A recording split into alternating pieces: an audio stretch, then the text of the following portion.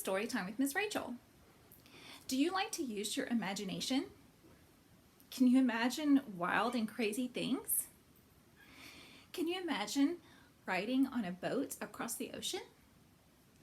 Can you imagine going for a safari in Africa? Today we're going to read a story about a little boy who has a vivid, that means really great and big, imagination. Today's story is Where the Wild Things Are.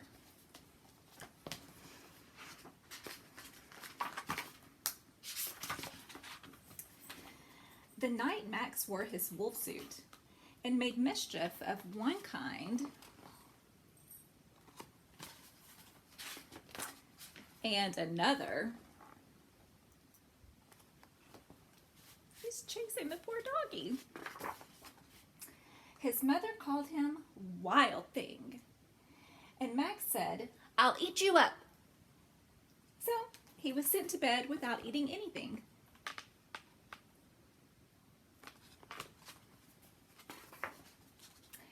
That very night, Max's room grew a forest. Look at that. And it grew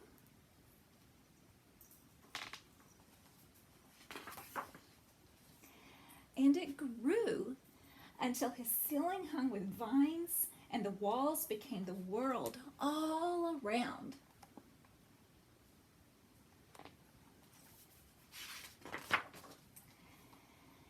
And an ocean tumbled by with a private boat for Max, and he sailed off through night and day.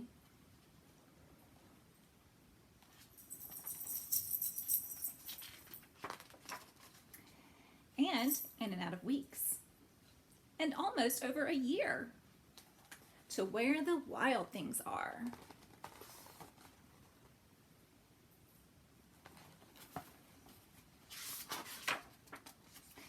And when he came to the place where the wild things are, they roared their terrible roars, and they gnashed their terrible teeth, and they rolled their terrible eyes, and they showed their terrible claws.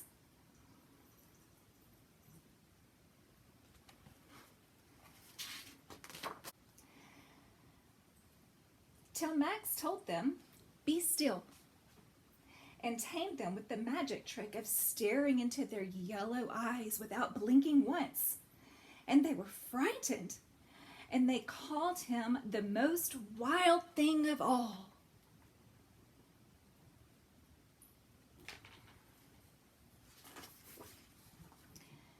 And they made him king of all the wild things.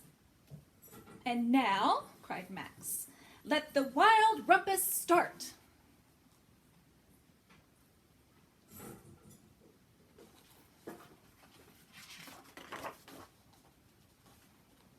There they are, dancing in the moonlight.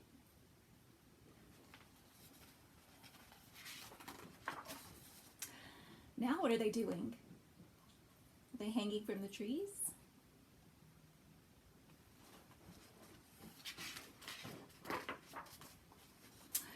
Now look what they're doing. Max is riding one of them.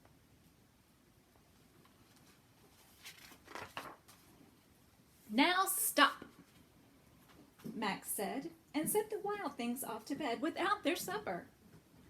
And Max, the king of all wild things, was lonely and wanted to be where someone loved him best of all. Then all around, from far away across the world, he smelled good things to eat. So he gave up being king of where the wild things are.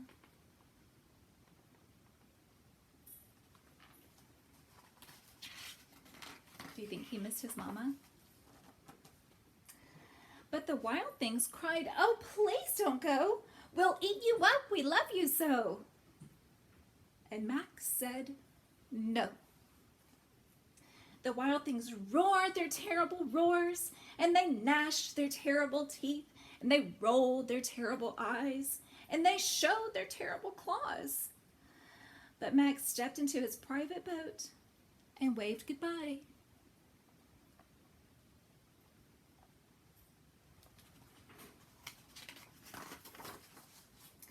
and sailed back over a year and in and out of weeks and through a day.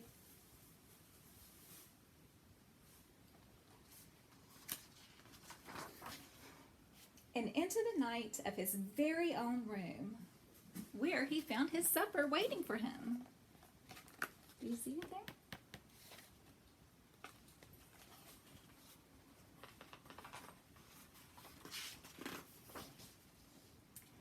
And it was still hot. Oh, I love that story. Max has such a fun imagination. Did you see some of those wild things? Aren't they crazy looking? Look at this one. He has such a vivid imagination that he makes up all sorts of imaginary wild things that are all crazy kind of parts of animals put together. Well, we're going to make our own wild thing. For this project, you're going to need to go outside and take an adventure. You're going to need to look for things like sticks and leaves, maybe some acorns, so we can make a wild thing. Let me show you mine. So I went outside and I found this stick that still had some leaves on it. So I said, oh, that would be great for hair. Then I found these brown leaves and I was like, oh, look, a vase. And then I found these little things and I said, oh, those would make great eyes. And then some bark had fallen off a tree, so I picked it up and I used that for his body. And then I just used these thinner sticks for his arms and legs. Isn't that crazy? Crazy wild thing? So in addition to the pieces that you're going to find from outside, you're going to need some kind of piece of paper to glue it onto. And actually I used tape because I found that it didn't glue so well. But if you've got really good glue, you might use glue or you might use tape. You can see the tape that I used. All right? So that's fun. So go take an adventure, find some fun stuff from the yard or from the neighborhood, and make a wild thing. All right, the next thing we're going to make is a sailboat. So Max had a private sailboat waiting for him to take him to the island of where the wild things are. So we're going to make one out of a paper plate and some tape and some straw. So you're going to need a big paper plate and some scissors and some tape and a straw.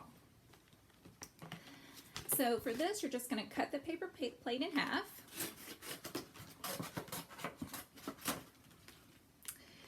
And then this will be the bottom part of your boat. And you can color it or decorate it however you want to do. And then you're going to take the other half, and I started by cutting it in half, like that. And then I just kind of trimmed it down to be the sizes that I wanted for my sails. See? So I made a small sail and a big sail. And then I just taped it all together. I didn't do such a good job, huh? I just taped it all together onto my straw. And if you have something sturdier than a straw, maybe like, I don't know, a chopstick or something, that might be better to kind of help it. But a straw works just fine.